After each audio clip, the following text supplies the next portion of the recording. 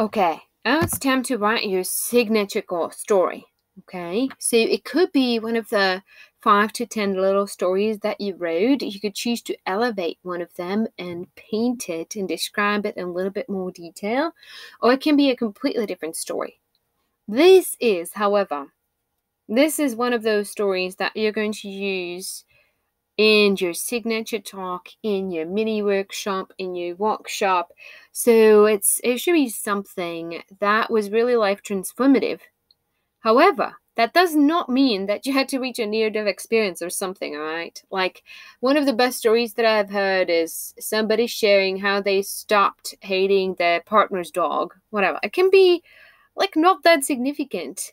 What matters here is that you paint the picture of the lesson, the transformation in the pit, and it's something that people can actually relate to. So sometimes some of those over dramatic, near-death experiences or whatever, I mean, they're interesting, but nobody's going to relate to it. Okay? There's not going to be any transformation in the room. Nobody's going to see their blind spot out of you sharing that. So, make it something that is real. Don't let your mind tell you this is not significant enough, and some of the imposter syndrome and people have so much better stories or whatever, because your story is your perfect story and it's you. Okay, so the one I shared is actually somewhat painful to listen to, and it was quite painful to share at the beginning.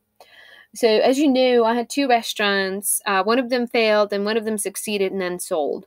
All right. So the second one that I opened as a second is the one that failed in Arizona.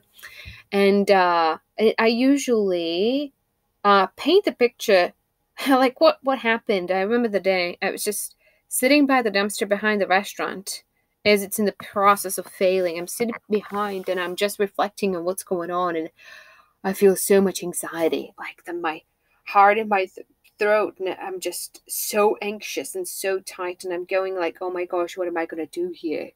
I'm looking at my phone and reviewing the financials that my accountant just sent to me, and I'm going, oh my God, we're losing $10,000 a month.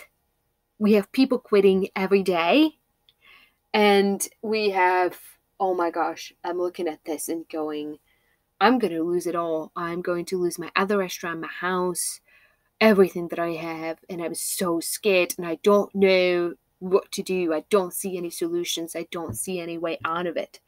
So it was, so that's an example of a pit moment, right? And from there, you like, what's the lessons?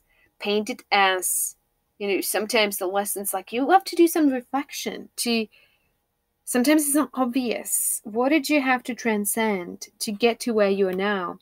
And how can you contextualize it for people in a way that they can understand and they can see themselves in? Okay, so I'm going to give you a little bit more time to paint this. Now, what's important as you're painting the pit, really paint it present tense in a particular snapshot of time. Paint it like a picture.